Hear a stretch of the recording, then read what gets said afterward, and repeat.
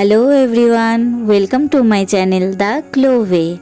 আবারও এসে গেছি আরেকটা নতুন রেসিপি নিয়ে। আর এটা অনেক তাড়াতাড়ি তৈরি হয়ে যায় আর খেতেও কিন্তু দুর্দান্ত লাগে। তো আজকের রেসিপি হলো ধাবা স্টাইল এগ কারি বা ডিমের কারি। রান্নার শুরুতেই আমি এখানে 3টে ডিম নিয়েছি আর ডিমগুলোকে এখন সিদ্ধ করে নেব। ডিম সিদ্ধ করবার সময় আমি এখানে কিছুটা নুন দিয়ে নিচ্ছি, যাতে ডিম ছাড়ানোর সময় খোসাগুলো তাড়াতাড়ি ছেড়ে যায়। ডিমটা যতক্ষণে সিদ্ধ হচ্ছে ততক্ষণে আমি মিডিয়াম সাইজের 2টো পেঁয়াজ নিয়েছি আর পেঁয়াজগুলোকে একদম কুচি কুচি করে কেটে নেব। যত ছোট করা সম্ভব ততটা ছোট করেই কেটে নেবেন আপনারা, আর স্লাইসগুলো যেন একদম পাতলা থাকে। এখানে আমি পেঁয়াজের কুচিগুলো এইরকম করেছি, আপনারা যদি আরও ছোট করতে চান করে নিতে পারেন। এখন একটা বড় সাইজের টমেটো নিয়েছি আর সেটাকেও একদম কুচি কুচি করে কেটে নিয়েছি। যতটা ছোট করা সম্ভব ততটাই ছোট করে কাটবেন। আপনাদের যদি আমার রেসিপিগুলো ভালো লেগে থাকে আর নতুন নতুন আরও অনেক রেসিপি ট্রাই করতে চান, তাহলে আমার চ্যানেলটিকে সাবস্ক্রাইব করে দেবেন। এখানে আমার টমেটোগুলো কাটা হয়ে গেছে আর আমি এগুলোর সাইজ এইরকম রেখেছি। এতক্ষণে ডিমগুলো সিদ্ধ হয়ে গেছে, তাই ডিমগুলোকে আমি নামিয়ে ঠান্ডা জলে চুবিয়ে রেখেছি, যাতে খোসা তাড়াতাড়ি ছেড়ে যায়। আর ডিমগুলোর গায়ে আমি একটু ছুরি দিয়ে এরকম করে কেটে নিয়েছি। এখন গ্যাসে ফ্রাই প্যান বসিয়ে সেটা একটু গরম হলে তাতে সামান্য সর্ষের তেল দিয়ে ডিমগুলোকে এর মধ্যে ভেজে নেব। ডিমগুলো কড়াইতে দিয়ে এর মধ্যে একে একে নুন আর একটু কাশ্মীরি লঙ্কার গুঁড়ো ছড়িয়ে দিলাম। কাশ্মীরি লঙ্কার গুঁড়ো দিলে ডিমের কালারটা দেখতে সুন্দর লাগে। ডিমগুলোকে খুব একটা বেশি ভাজবো না, বেশি ভাজলে ডিমগুলো রাবারের মতো লাগে, তাই হালকা হাতে একটু ভেজে তুলে রাখবো। ডিমের গায়ে এরকম কাট লাগানোর ফলে এর মধ্যে নুন আর লঙ্কা ভালোভাবে ঢুকে যায় আর ডিমগুলো ভাজবার সময় ফেটে বা ছিটে আসে না গায়ে। এখন কড়াইতে আবার একটু তেল নিয়ে তাতে গোটা গরম মশলা, জিরে আর গোটা শুকনো লঙ্কা আর একটা বড় এলাচ আমি দিয়ে দেবো। এখানে এলাচের মুখগুলো ফাটিয়ে দেবো, যাতে এর মধ্যে এলাচের স্বাদটা এনহ্যান্স হয়। আর এই ফোড়নের মধ্যে একটা তেজপাতা দিয়ে দিলাম। এখন গোটা গরম মশলার বেশ সুন্দর একটা গন্ধ আসতে আরম্ভ করেছে, তাই এর মধ্যে কুচিয়ে রাখা পেঁয়াজগুলো দিয়ে দিলাম।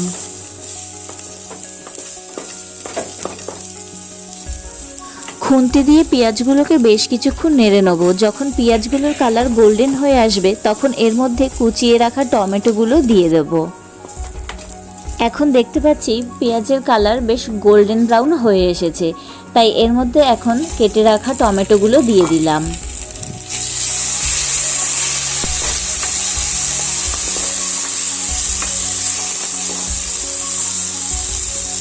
টমেটোগুলো যাতে ভালোভাবে গলে যায় তাই এর মধ্যে বেশ কিছুটা নুন দিয়ে দেবো।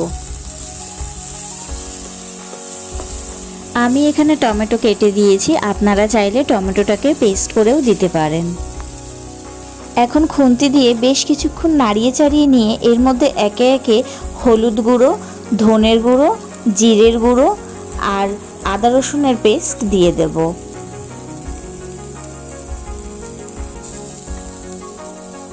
এখন মশলাটাকে বেশ কিছুক্ষণ কষিয়ে নেব, আর কষানোর সময় মশলাটা যাতে পোড়া না লেগে যায় তার জন্য সামান্য একটুখানি জল দিয়ে দিলাম।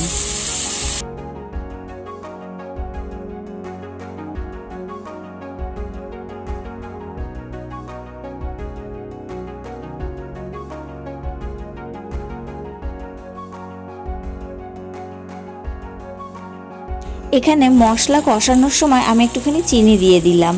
চিনি তেলের উপর দিলে রঙটা বেশ ভালো আসে, আর তার সাথে একটু কাশ্মীরি লঙ্কার গুঁড়োও ছড়িয়ে দিলাম।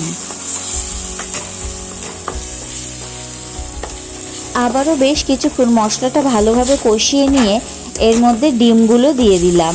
ডিম দিয়ে আবার কিছুক্ষণ নাড়াচাড়া করে নিয়ে এর মধ্যে গরম জল দিয়ে দেবো।